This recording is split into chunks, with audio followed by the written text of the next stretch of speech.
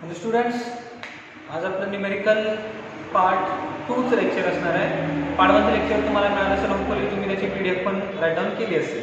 Okay, आता आपण काय करणार आहे, तर सेकंड लेक्चर स्टार्ट करणार आहे. सेकंड लेक्चर जसं की मी तुम्हाला आधी सांगितलं होतं, part 1 hydrostatics, part 2 surface tension, part 3 हायड्रोडायनॅमिक्स होणार होतं. सो आपण पार्ट 2 स्टार्ट करतोय. पार्ट 2 मध्ये आपल्याला काय स्टडी करायचं असेल मग इथं सरफेस टेन्शन.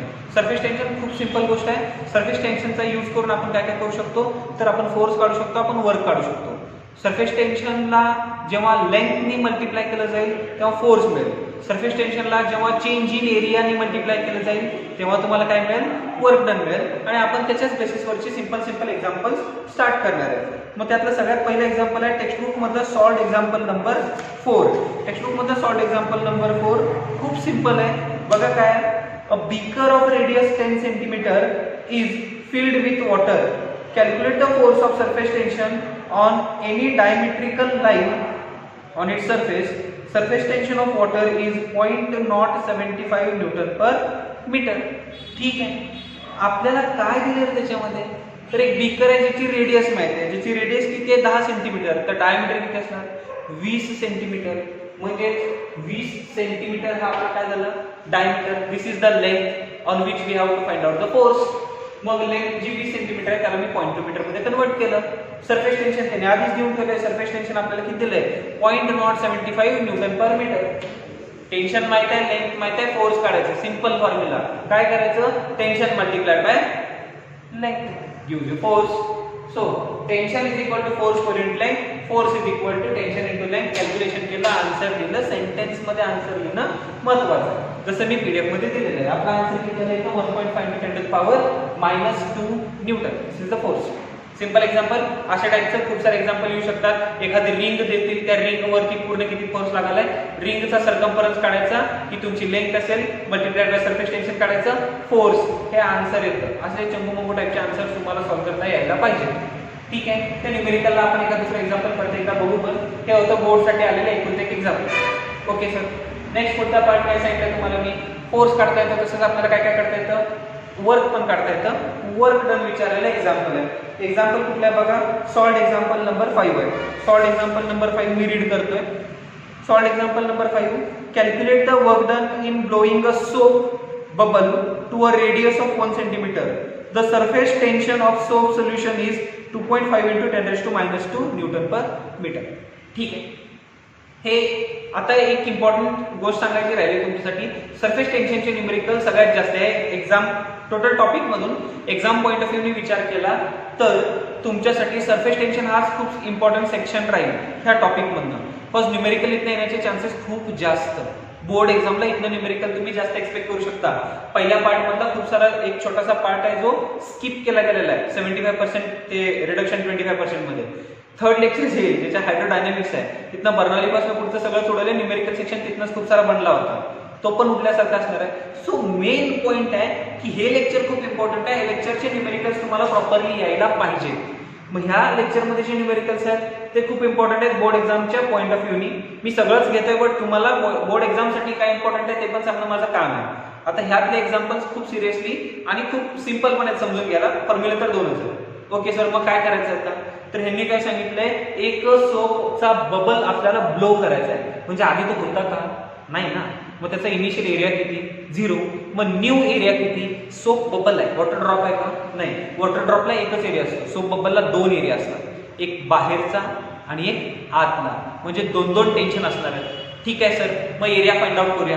काय एरिया फाइंड आउट करणार, सोप बबलचं रेडियस आपल्याला माहित आहे. ब्लो केल्याचं मिनिंग आहे सुरुवातीला काहीच नव्हता, आता आपण तयार केला तो.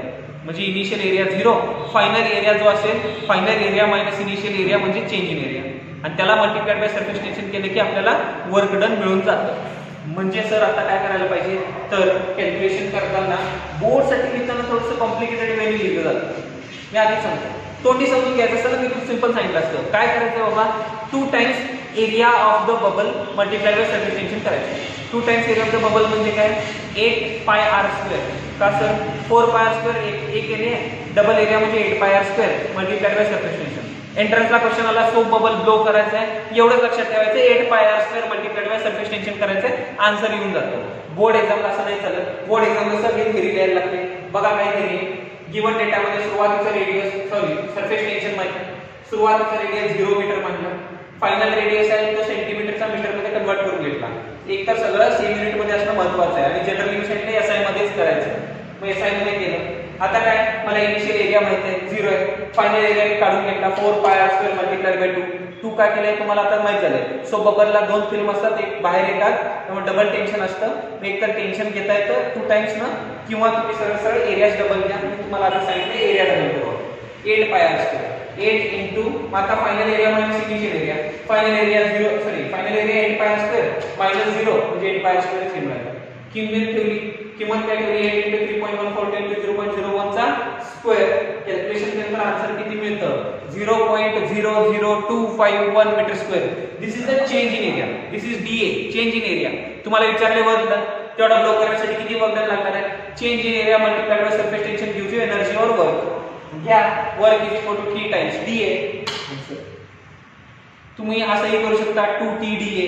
मग त्यावेळेला डीए ते एरिया घेताना 4πr² घ्यायचा. डिपेंडिंग ऑन द सिच्युएशन मी दोन्ही प्रकारे तुम्हाला ते लिहून दिलंय. तुम्हाला जे आवडेल ते तुम्ही लिहू शकता. पीडीएफ मध्ये तुम्हाला बघायला मिळेल. सोल्युशन असं असतं. मग मी पुढचं जे एक्झाम्पल आहे ते टेक्स्टबुक मधलं अनसॉल्वडचं एक्झाम्पल आहे. टेक्स्टबुक मध्ये अनसॉल्वड एक्झाम्पल आहे क्वेश्चन नंबर 22. जो क्वेश्चन मी लिहिलेला नाहीये, मी तुम्हाला सांगतो. How much work is required to form a bubble of 2 centimetre radius from the soap solution having surface tension 0.07 newton per metre. खूप सोपं काम आहे. आता हे मी परत सगळं डिटेल सांगत बसणार नाहीये. तुम्हाला ऑलरेडी माहिती आहे काम काय करायचं. काय काम करायचं तुम्हाला, एरिया चेंज इन एरिया काढायचं. सुरुवातीला काहीच नव्हता, नंतर किती रेडियस मिळाले 2 सेंटीमीटरचे रेडियस मिळाले. 2 सेंटीमीटर रेडियसचं बबल बनवण्यासाठी चेंज इन एरिया किती होणार आहे तर twice the surface area. Surface area किती 4πr², ट्वाइस म्हणजे 8πr². म्हणजे नवीन एरिया किती आहे 8πr², जुना एरिया किती आहे 0. मग चेंज इन एरिया किती आला DA A final minus A initial 8πr². मग मी डायरेक्ट डीए कॅल्क्युलेट केलाय 8πr². 8 into 3.14 into 2 into 10 raised to minus 2 चा स्क्वेअर केला. डायरेक्ट आन्सरला 100.544 into 10 raised to minus 4 metre square. This is dA. Okay sir, understand व्हायला काहीच अवघड नाही. इथं जे होतं तेच एक्झाम्पल आहे सेम टाइपचं. ऍक्च्युअली मी तुम्हाला होमवर्क द्यायला होता, बट स्टील मी सॉल्व्ह करून दाखवायला लागलो इथं शॉर्ट मध्ये. लिहायचं तर आहे सगळं. मग वर्क डन किती T times DA, T times DA, T into DA करा, आन्सर येतं 0.7038 into 10 raised to minus 3 joule. This is the answer. Okay, so how much amount of work is needed or work is done 0.7038 joule. Okay sir. Next, आता next example जे आहे ते परत ह्यातलाच एक next type आहे, किंवा असं धरून चला की एंट्रन्सला वगैरे विचारला जाणारा बट बोर्डच्या लेवलचा क्वेश्चन आहे. म्हणून मी एक क्वेश्चन ऍड केलाय तुमच्या सिलेबसमध्ये. तुमच्या ह्या पीडीएफ मध्ये तुम्हाला एक क्वेश्चन ऍड करून देतोय. 2 सोप सोल्युशनचे रेडियस माहित असतील तर त्यांच्यासाठी किंवा त्यांना ब्लो करण्यासाठी लागणारा जो काय वर्क डन आहे त्यांचा रेशो विचारला जातो. सिंपल असतं काही नाही. तुम्हाला माहिती आहे ना रेडियस माहिती आहे, मग change in area is directly proportional to square of radius. कारण एरिया इज रेडियसचा स्क्वेअरचा असतो ना तुमच्यासाठी. मग काय करायचं सर, रेडियसच्या स्क्वेअरचा रेशो घ्यायचा आहे, त्याचं कॅल्क्युलेशन. एक्झाम्पल तर सांगा, काय सांगायला लागलं काय कळलं झालंय. लेट्स सी काय आहे example. 2 soap bubbles have radii in the ratio 3:2. 2 soap bubble आहे ज्यांच्या रेडियसचा रेशो आहे 3:2. What is the ratio of work done to blow the bubbles. ह्या बबल्सना ब्लो करण्यासाठी किती वर्क डन करावं लागलं असेल त्याचा रेशो हवा आहे. पण रेडियस पण माहित नाही ना, रेडियसचा रेशो दिलाय.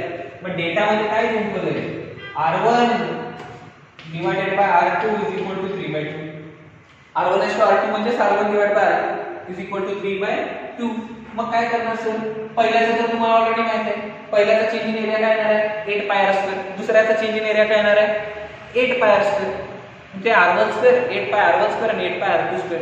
आणि दोघांचं सरफेस मटेरियल सेम आहे त्यामुळे सरफेस टेन्शन पण सेम असतं. मग वर्क डन काय असणार आहे, work done for 1 divide by work done for 2. Work done for 1 काय असणार आहे 2 टाइम्स टेन्शन into 4πr1 चा square divided by 2 times tension into 4πr2 चा स्क्वेअर. समजते काय केलंय मी, ते 4πr1² तर 2 टाइम्स टेन्शन 4πr2 चा 2 टाइम्स टेन्शन वर्क डन आहे. तर 2 टाइम्स टेन्शन 4π सगळं मिळेल. आन्सर मध्ये काय आहे r1/r2 ब्रॅकेटचा स्क्वेअर सिंपल आहे ना रे 3/2 चा स्क्वेअर म्हणजे 9/4 work done is 9:4 work done is 9:4 आता पुढच्या वेळेला जेव्हा एंट्रन्सला हा क्वेश्चन येईल त्यावेळेला ते बोर्ड साठी म्हणून असं लिहायला लागतं एंट्रन्सला जेव्हा येईल तेव्हा सरळ सरळ काय करायचं रेडियसचा रेशो दिलाय त्यांचा स्क्वेअर करून टाकायचा वर्क डन रेडियसचा रेशो दिलाय त्यांचा स्क्वेअर करायचा वर्क डनचा रेशो मिळतो 3:2 9:4 समजा कोणतरी सांगितलं असतं 4:3 तुम्ही काय केलं असतं 16:9 चा आन्सर आला असतं काय अवघड आहे त्याच्यामध्ये चंबू मंगू टाइपचं एक्झाम्पल आहे most of the times entrance साठी लागतं बट बोर्डला आलं तरी काय नवीन कौतुक त्याच्यामध्ये नाहीये म्हणून भ्यायचं काही कारण नाही त्या टाइपचं एक सिंपल एक्झाम्पल तुम्हाला टाकून देतो एक्झाम्पल काय आहे सोल्युशन कसं करायचं हे समजलं असेल खूप अवघड काय पार्ट नाही अंडरस्टँडिंगचा पार्ट नाही त्यामुळे थोडंसं भरभर चाललंय पण ह्या लेक्चरमध्ये 12 एक्झाम्पल कंप्लीट करायचे किती 12 एक्झाम्पल अरे यार ऑलरेडी 4 झाले आपले चला पुढे जाऊया पुढचा एक्झाम्पल काय आहे तर पुढचा एक्झाम्पल हा एक टाईपच आहे ऍक्च्युअल मध्ये तो टाईप बघा काय आहे जस्ट अ मिनिट सॉरी पुढच्या एक्झाम्पलचा जो काही टाईप आहे ना त्याच्यामध्ये काय करायचं आपल्याला तर स्पेरिकल ड्रॉप असतो त्याला खाली पाडायचं त्याचे छोटे छोटे ड्रॉपलेट करायचे किंवा छोटे छोटे ड्रॉपलेट असतात त्यांना कोलेस करायचं म्हणजे मिक्स करायचं आणि मोठा ड्रॉप बनवायचा ह्या दोन केसेस मध्ये काय होत आहे तर एनर्जीचा लॉस तरी होतो किंवा एनर्जी गेन तरी होते मग किती एनर्जी लॉस झाली किंवा किती एनर्जी गेन झाली हे ओळखायचं मग आता मी साधं सांगतो तुम्हाला काय असतं मोठा जो ड्रॉप असतो त्याचे जेव्हा पडून तुकडे होतात छोटे छोटे ड्रॉपलेट होतात तेव्हा सरफेस एरिया वाढतो सरफेस एरिया काय होतो वाढतो सरफेस एरिया वाढला तर एनर्जी वाढते आणि वाढीव एनर्जी कुठे येणार सराउंडिंग मध्ये घेणार एक पार्ट दुसरा पार्ट काय कधी कधी छोटे छोटे ड्रॉपलेट एकत्र येतात म्हणजे काय होतं ते सगळे एकत्र येऊन एक मोठा ड्रॉप बनवतात म्हणजेच ते एकत्र येऊन मोठा ड्रॉप बनवण्याची जी प्रोसेस आहे त्याचं नाव आहे कोलेस किंवा त्याला म्हटलं जातं some few droplets coalesce together to form a big drop तेव्हा छोटे छोटे ड्रॉपलेट एकत्र येतात ना तेव्हा व्हॉल्यूम सेम राहतं व्यवस्थित ऐकायचं व्हॉल्यूम सेम राहतं सरफेस एरिया कमी होतो मगाशी पण तेच झालं व्हॉल्यूम सेम राहिला सरफेस एरिया वाढला एका ड्रॉपचे भरपूर ड्रॉपलेट झाले तेव्हा सरफेस एरिया वाढतो व्हॉल्यूम सेम राहतं तसंच भरपूर ड्रॉपलेट्सचा एक ड्रॉप तयार झाला तर व्हॉल्यूम सेम राहतं सरफेस एरिया कमी होतो मग तुम्हाला लक्षात येत असेल की यार सरफेस एरिया कमी होत असेल तर एनर्जी कमी होते सरफेस एरिया वाढत असेल तर एनर्जी वाढते कारण आपलं काम सरफेस एरियाशी आहे मग ह्या टाइपचे क्वेश्चन आपल्याला येत राहतात ते क्वेश्चन कसे असतात काय असतात जरा सॉल्व्ह करून बघूया काय असतं एक क्वेश्चन आहे आपल्यासाठी सिंपल त्याच टाइपचा टेक्स्टबुक मधला अनसॉल्व्ड क्वेश्चन आहे unsolved question number 21 A drop of mercury of radius 0.2 centimeter is broken into 8 droplets of the same size. Find the work done if the surface tension of mercury is 435.5 dyne per centimeter. अरे यार आणि एक काहीतरी conversion factor पण येऊन पडला येतो आजपर्यंत आम्ही न्यूटन पर मीटर्स बघत होतो नवीन काय आले डाईन पर सेंटीमीटर काय फरक पडत नाहीये तुम्ही ते सेंटीमीटर मध्ये त्याला घेऊन खेळत बसला तर सगळं येतं फायनल आन्सर मात्र तुमचं सीजीएस मध्ये येणार मग वर्कडनचा सीजीएस युनिट काय असतो अर्ग मग अर्ग आणि जूलचा कन्वर्जन फॅक्टर आधीच माहिती केलं तरी चालतं नाही केलं सर डाईन पर सेंटीमीटरला कसं कन्वर्ट करायचं हे शिकून घ्या डाईन पर सेंटीमीटरला कसं कन्वर्ट करायचं तर इकडे बघा 1 डाईन पर सेंटीमीटर 1 डाईन म्हणजे किती बाबा 10⁻⁻5 न्यूटन अपॉन 10⁻⁻2 मीटर कळते मी काय केलंय मग हे -2 वरती गेलं तर किती होणार 10⁻⁻3 newton per metre simple conversion factor आहे माहिती असायला पाहिजे 1 dyne per centimetre is equal to 10⁻⁻3 newton per metre simple conversion factor कसा काढायचा हे शिकवलं डायरेक्टली आता आपण सॉल्व्ह करायला चालू करूया न्यूमेरिकल मधला डेटा घेऊन न्यूमेरिकल मध्ये त्यांनी काय सांगितलंय एक ड्रॉप होता तो ड्रॉप किती रेडियसचा होता तो ड्रॉप होता 0.2 सेंटीमीटर रेडियसचा radius of drop 0.2 centimetre 0.2 centimetre ठीक आहे म्हणजे 0.2 × 10⁻⁻2 मीटर परत काढून घेऊया काय दिलं दुसरा आपण काय घेतलं तर अरे यार छोटे छोटे ड्रॉपलेट्स पण आहेत ना मग मोठ्या ड्रॉपचं रेडियस मी कॅपिटल आर घेतो आणि छोटे ड्रॉपलेट किती बनलेत हे माहिती आहे छोट्या ड्रॉपलेटचं रेडियस आपल्याला माहित नाही छोटे ड्रॉपलेट्सचा नंबर ऑफ ड्रॉपलेट्स किती आहे 8 सरफेस टेन्शन घेऊन गेले 435.5 टाइम पर सेंटीमीटर, त्याला कन्वर्ट करा 435.5 × 10⁻³ न्यूटन पर मीटर. इथेपर्यंत तर सगळं समजलं असेल, काय प्रॉब्लेमच नाही. हा होता गिवन डेटा. आता काय, एकाच ड्रॉपचे 8 ड्रॉपलेट बनले. मी आधी सांगितलं volume remains same, volume remains same, फक्त चेंज कशामध्ये येतो, मग चेंज येतो त्याच्या एरियामध्ये, सरफेस एरियामध्ये. व्हॉल्यूम सेमच राहतो. म्हणजेच मला काय माहिती आहे, मग 4/3πr³ म्हणजे this is the volume of one drop is equal to n times 4/3π small r³. जेवढे पण ड्रॉपलेट बनलेत, एका ड्रॉपलेटचा area multiplied by number of droplets म्हणजे टोटल ड्रॉपलेटचा व्हॉल्यूम हे इक्वल असतं. कॅल्क्युलेट करायचं. 4/3π निघून जाते. एक सिंपल इक्वेशन तयार होते, r³ is equal to n times r³. हा एक बेसिक फॉर्म्युला आहे, एंट्रन्स साठी पण लक्षात ठेवायचं. आणि जनरली तुमच्या लक्षात पण येईल की जे नंबर ऑफ ड्रॉपलेट बनतात ना, ते व्हॉल्यूम हाच नंबर येतो, म्हणजे क्यूब वाला नंबरच येतो. क्यूब वाला नंबर म्हणजे काय, 8 येईल किंवा 27 येईल किंवा तुम्हाला काय मिळेल 8, 27, 64 असे क्यूब वाले नंबर्स मिळतील. तेवढ्याच नंबर ऑफ ड्रॉपलेट मध्ये तुटून जाईल. त्याचं एक सिंपल उदाहरण पण आहे ना, आता जे मिळाले ते 8. बघूया मग. Small r³ is equal to capital R³ divided by n. मग तुम्ही काय करू शकता, तर small r is equal to cube root of r³ upon n करू शकता. r³ चं क्यूब रूट म्हणजे डायरेक्ट r मिळालं आणि n चं क्यूब रूट मात्र आपल्याला ठेवावं लागेल, क्यूब रूट ऑफ n. ठीक आहे सर. r किती आहे, r आहे 0.2 × 10⁻² मीटर. म्हणजे तुम्ही सरळ असं लिहिलं तर चालेल ना रे, 2 × 10⁻³ सिंप्लिफिकेशन साठी करावे बरोबर. 0.2 × 10⁻² चं मीनिंग असते 2 × 10⁻³ दिलं divided by cube root of 8. सरळ आहे ना, क्यूब रूट ऑफ 8 किती 2. 2 ने 2 ला मारलं. नवीन रेडियस किती मिळाली बघा, नवीन रेडियस मिळाली 10⁻³ metre. 10⁻³ metre.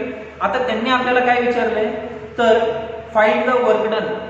Find the work done. Obviously खूप सारे ड्रॉपलेट झाले की एरिया वाढतो, एरिया वाढला की आपल्याला काय करायला लागतं, बाहेरनं एनर्जी घ्यावी लागते. बाहेरनं एनर्जी कशी घेणार, मग तुम्हाला माहित पाहिजे ना किती एरिया चेंज झाला. किती एरिया चेंज झाला, change in area. Change in area काय असणार आहे, मोठ्या ड्रॉपचा एरिया. मोठ्या ड्रॉपचा एरिया किती आहे, मर्क्युरीचा ड्रॉप आहे, बबल नव्हे. मग ड्रॉप आहे म्हटलं की 4πr² येणार आहे. 4π कॅपिटल R². हा होता मोठ्या ड्रॉपचा area minus 8 times 4π small r². याचं मॉड्युलस काय तुम्हाला ऑलरेडी माहिती आहे ना, कोणाचं जास्त कोणाचं कमी आहे.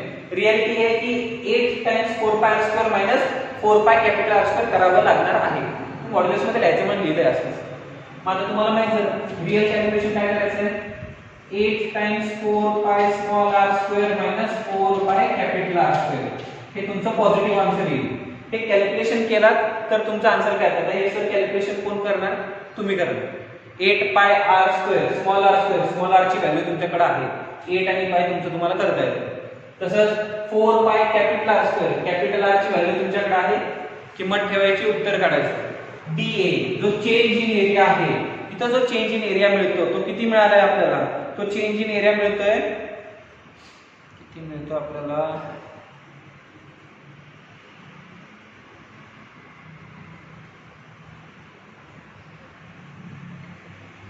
कॅल्क्युलेशन मध्ये लिहून टाकण्याऐवजी सिंपल आयडिया करू शकतो. ह्यालाच मी चेंज इन एरिया म्हणतो. कॅल्क्युलेट करायचं नाही, ठेवून टाका सिंप्लिफिकेशन साठी. लॉग टेबलने डबल डबल का करायचं, मग हे DA त्यालाच मी चेंज इन एरिया म्हणतो. मग सर मला काय काढायचं आहे, चेंज इन एरिया विचारलाय का आपल्याला, नाही आपल्याला विचारले वर्क डन. मग डायरेक्ट इकडे जाऊया. Work done is equal to काय येणार, T times DA. Work done is equal to येणार, T टाइम्स DA. मग T टाइम्स DA म्हणजे काय करायचं, डायरेक्ट T ने या DA ला मल्टिप्लाय करा ना. T किती आहे तुमच्याकडे, दिला बघा किती आहे 435.5. 435.5 टाइम्स DA. DA किती आहे 8 × 4 8 चौक 32 8 चौक 32 ना, 32 πr² मायनस 4π कॅपिटल R². आता लॉग टेबल मध्ये याचे व्हॅल्यू ठेवा. लॉग टेबल मध्ये हे सगळं व्हॅल्यूज ठेवून कॅल्क्युलेशन करून घ्या. इथं सबट्रॅक्शन करून घ्या, त्याच्यानंतर हे यांनी मल्टिप्लाय करा, फायनल आन्सर तुमचं मिळते 2.189 इंटू 10⁻⁻5 जूल. मला आन्सर काय मिळतं 2.189 इंटू 10⁻⁻5 जूल. आता ऍक्च्युअल मध्ये केलं काय मी सांगतो.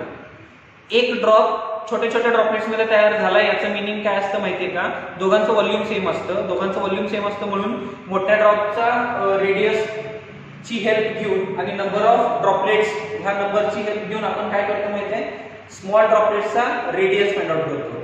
आता स्मॉल ड्रॉपलेट्सचा रेडियस माहित झाल्यानंतर काय करायचं, तर change in area find out करायचा. चेंज इन एरिया कसं फाइंड आउट करणार, स्मॉल ड्रॉपलेटचा एरिया खूप जास्त होता मायनस छोट्या एकाच त्या मोठ्या ड्रॉपचा एरिया. मग स्मॉल ड्रॉपलेटचा एरिया कसं काढणार, 4πr², स्पेरिकल्स असतात drops, 4πr² multiplied by number of droplets. एकाच ड्रॉपलेटचा थोडी ना एरिया पाहिजे नाही, सगळ्या ड्रॉपलेटचा एरिया, सगळ्या ड्रॉपलेट्सचा एरिया मायनस एकाच ड्रॉपचा एरिया. ड्रॉपलेट म्हणजे छोटे छोटे, ड्रॉप म्हणजे मोठा, ठीक आहे. सगळ्या ड्रॉपलेट्सचा एरिया मायनस एकाच मोठ्या ड्रॉपचा एरिया करायचं, तो मिळतो चेंज इन एरिया. मग त्या change in areola surface tension न मल्टिप्लाय करायचं, आपल्याला काय मिळून जातं, आपल्याला मिळतं वर्क डन. आपल्याला काय मिळतं, वर्क डन. क्लॅरिटी आहे का. ह्याच टाईपचं नेक्स्ट न्यूमेरिकल बघूया. ह्याच टाईपमध्ये टेक्स्टबुक मध्ये अनसॉल्व्ड न्यूमेरिकल आहे 20 नंबरचं न्यूमेरिकल. याची उलटी प्रोसेस आहे. आता काय झालं, मोठ्या ड्रॉपचे छोटे ड्रॉपलेट झाले होते, आता 20 नंबर मध्ये छोट्या ड्रॉपलेट्सचा मोठा ड्रॉप बनतो. Let us see. 27 droplets of water, each of radius 0.1 mm, coalesce into single drop. Find the change in surface energy. Surface tension of water is 0.072 Newton per meter. अरे यार, काय काम लावलं परत आपल्याला फिरून, तेच तर काम लावलं. इथं फक्त डेटा बदलायचा, बाकी सगळं तेच, आणि फक्त प्रोसेस उलटी. प्रोसेस उलटी म्हणजे काय करणार आहे, तिथं मगाशी वर्क डन करावं लागलं होतं, इथं एनर्जी लॉस झाली, एवढंच. म्हणून त्यांनी शब्द बदललाय. प्रोसेस उलटी नाही आहे, शब्द फक्त बदललाय. आणि तुम्हाला कळणार काय याच्यामध्ये, तर मोठ्या ड्रॉपचा रेडियस तुम्हाला माहित नाहीये, बरोबर आहे का. रेडियस इथं मोठ्या ड्रॉपचा रेडियस रेडियस आपल्याला माहित नाही. मग काय माहिती आहे बघा, मोठ्या ड्रॉपचा रेडियस आपल्याला फाइंड आउट करायचं. छोट्या ड्रॉपलेटचा रेडियस आहे 0.01 सेंटीमीटर, 0.01 मिलीमीटर, मिलीमीटर म्हणजेच 0.1 इंटू 10⁻³ मीटर. सिम्प्लिफिकेशन साठी 10⁻⁴ मीटर. त्याच्यानंतर नंबर ऑफ ड्रॉपलेट्स किती होते, 27. बघा मी सांगितलं होतं सगळे क्यूब मध्येच येतं, क्यूबचेच नंबर येतात, एक तर 8 नाही तर 27 नाही तर 64. याच्यामध्ये कुठे जातं घाबरू नका.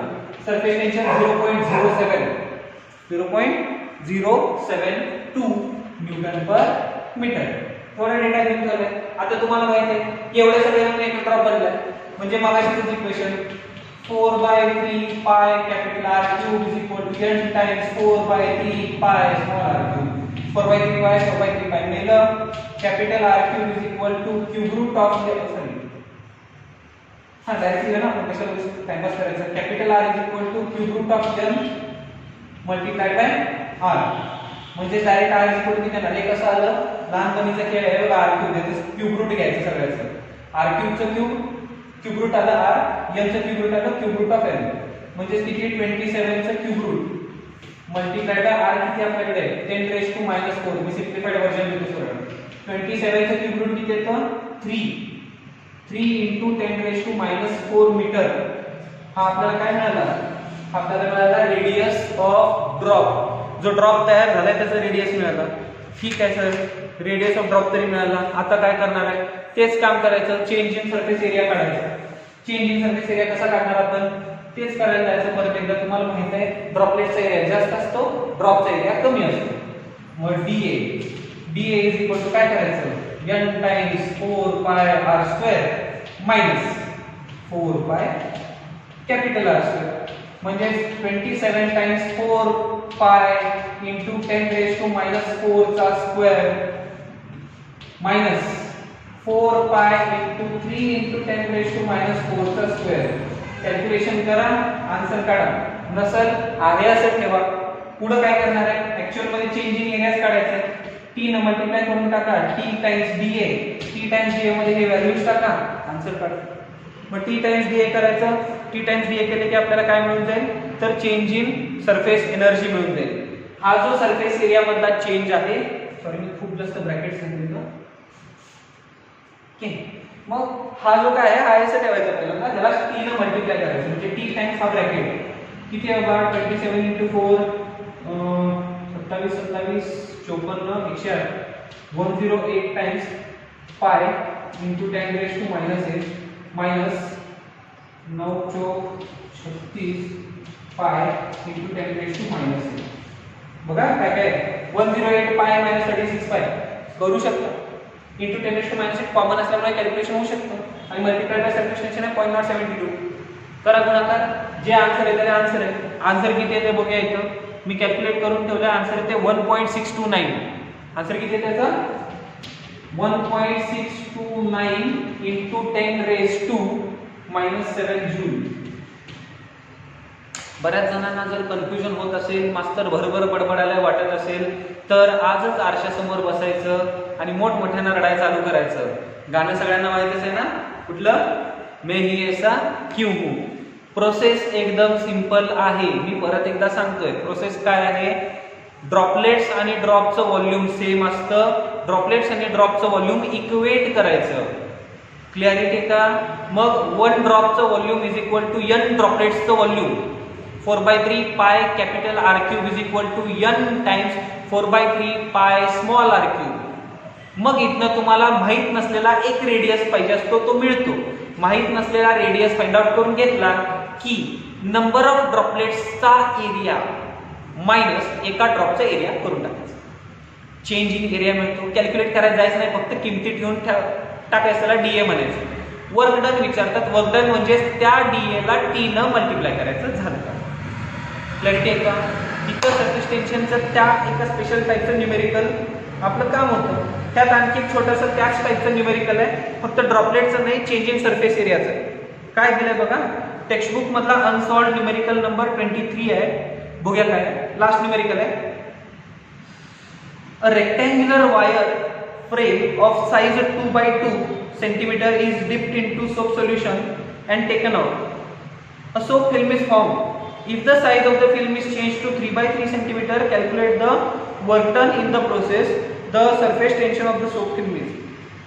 काय दिलंय, पहिल्यांदा एरिया दिलाय 2 सेंटीमीटर गुणिले 2 सेंटीमीटर म्हणजे 4 सेंटीमीटर स्क्वेअर, 4 × 10⁻⁻4 मीटर स्क्वेअर. मी लिहिणार पण नाही, सांगणार नाही आहे, तोंडी एक्सप्लेन करायला लागले.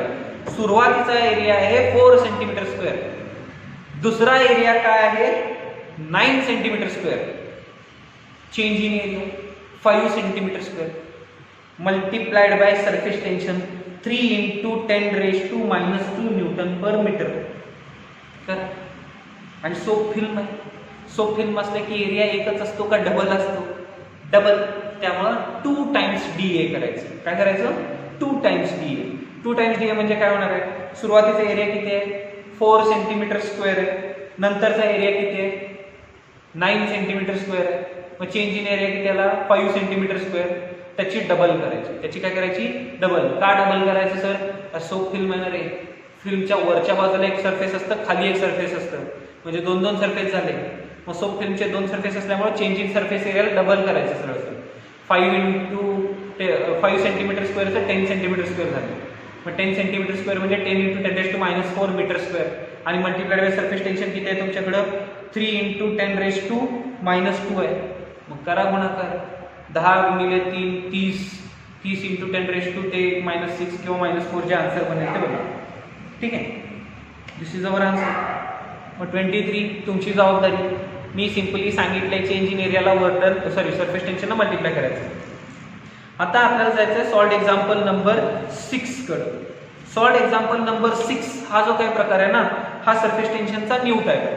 सरफेस टेन्शन मध्ये तुम्हाला एक्सेस प्रेशर, एखादा बबल बनण्यासाठी जे एक्सेस प्रेशर लागतं, आतनं एक्स्ट्रा प्रेशर लागतं, बाहेरनं जास्त प्रेशर असलं की ते चपट होईल ना, मग आतलं जो एक्स्ट्रा प्रेशर आहे त्याचे एक्झाम्पल आहे. मग सोप बबल असेल किंवा वॉटर ड्रॉप असेल, आहे डिफरन्स. सोप बबल असेल तर ते 4T/R असतं, वॉटर ड्रॉप असेल तर ते 2T/R असतं. लक्षात ठेवायचं. मग आपल्याला वॉटर ड्रॉप आहे का सोप बबल आहे पाहुणा आला. केला. ओके, सोप बबल आहे का वॉटर ड्रॉप आहे हे चेक करायला पाहिजे. मग सोप बबल आहे का वॉटर ड्रॉप आहे हे त्यांनी एक्झाम्पल मध्ये सांगितलं असते. वॉटर ड्रॉप असेल तर एकच सरफेस एरिया, त्यामुळे तिथं 2T/R हा फॉर्म्युला असतो एक्सेस प्रेशरचा.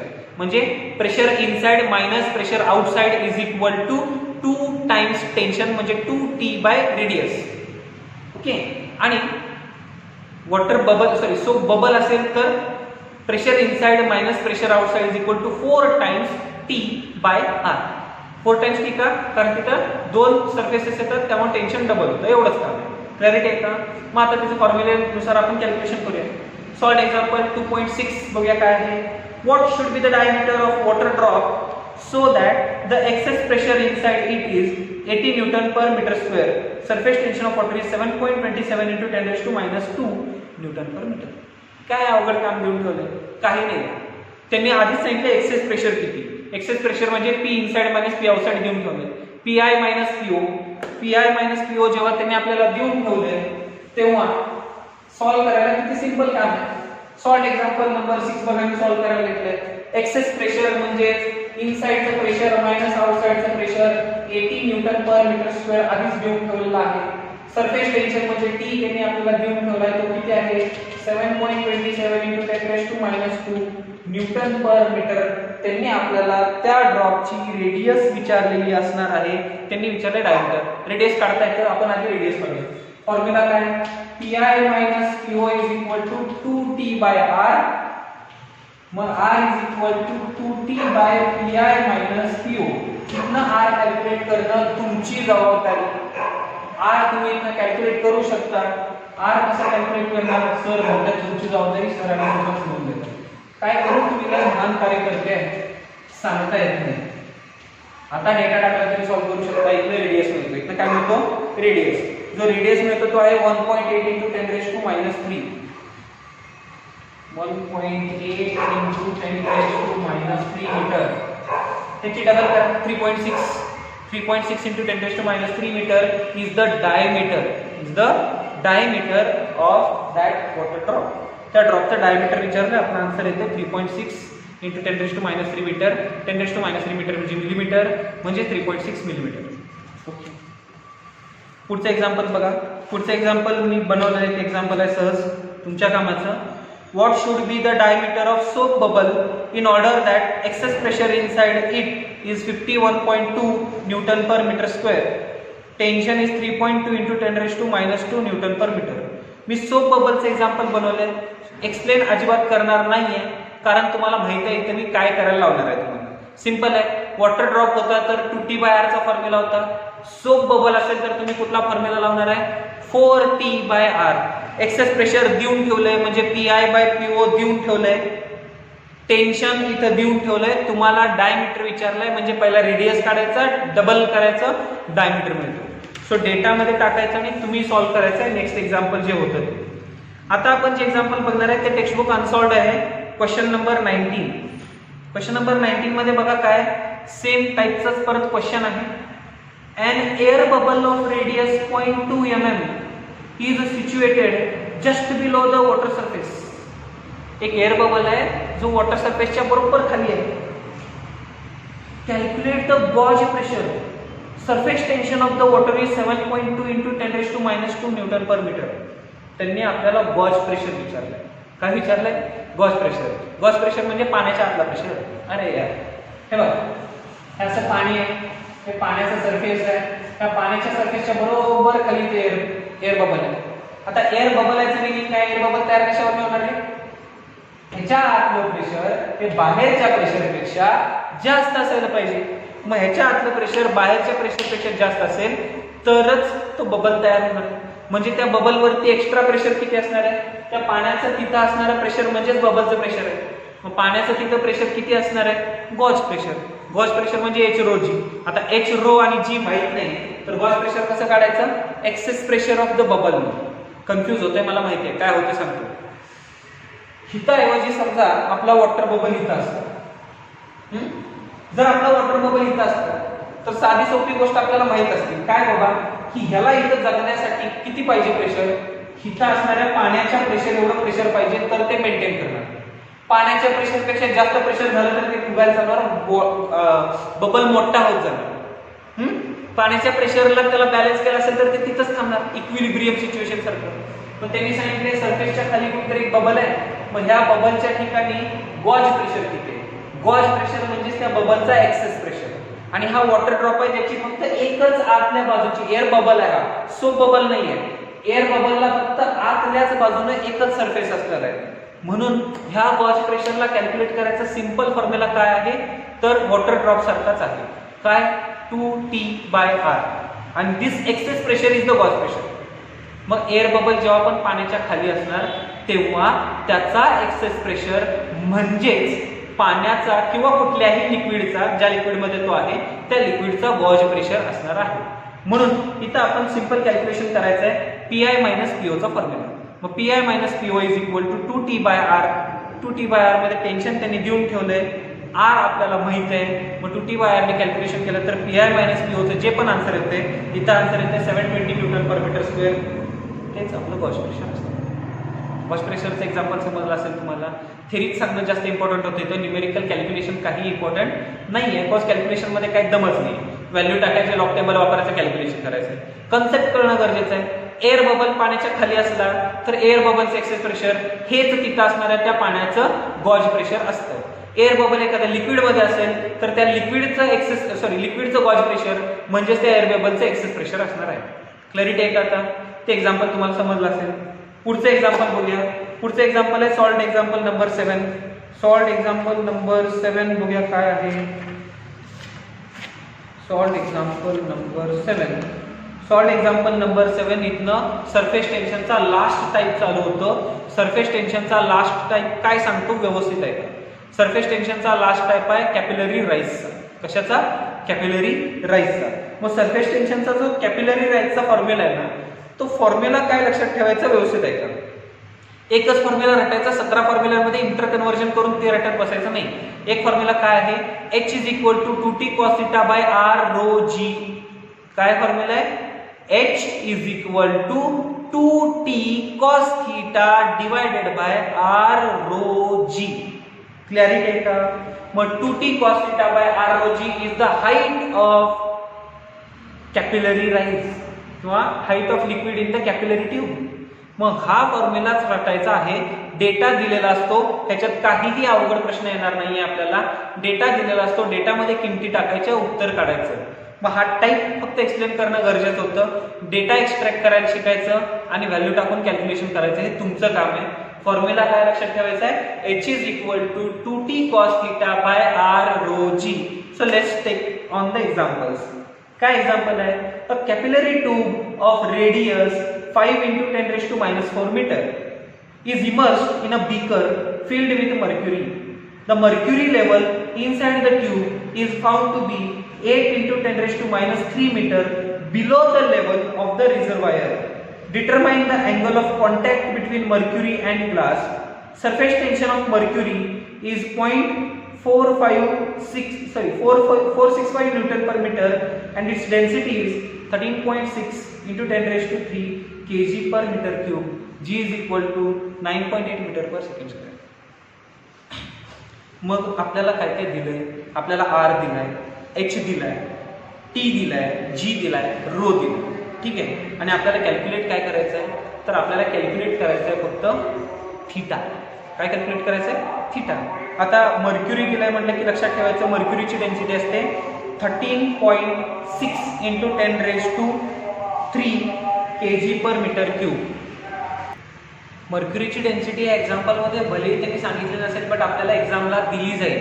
आणि तरी पण आपल्याला माहित असावं तर 13.6 × 10⁻³ kg per meter cube ही मर्क्युरीची डेन्सिटी आहे. सो हे एक्झाम्पल सॉल्व्ह करायचं सिंपल टेक्निक काय आहे बाबा?